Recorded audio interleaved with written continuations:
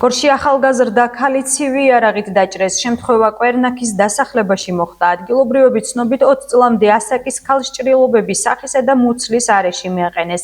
წინასწარი ინფორმაციით ბრალდებული მეუღლეა. დაჭრილი ქალი ამ დრომდე კლინიკაში რჩება. ახლობლების ინფორმაციით გოგოს გადაუდებელი ოპერაცია და კვლევები ჩაუტარდა. მისი ჯანმრთელობის მდგომარეობა ამ დროისთვის სტაბილურია, რაც შეეხება ბიჭს, რომელმაც მეუღლე დაჭრა, ისიც სამედიცინო დაწესებულებაში იმყოფება.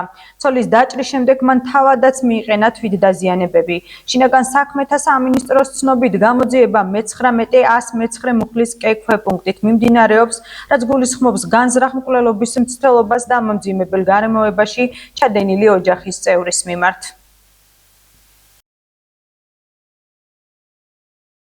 მე რო ჩავედი უკვე მიხავდათ დაჭრილები რა ვიცი. შიგრა მოხდა დაკეტილში აბა ვინ არის?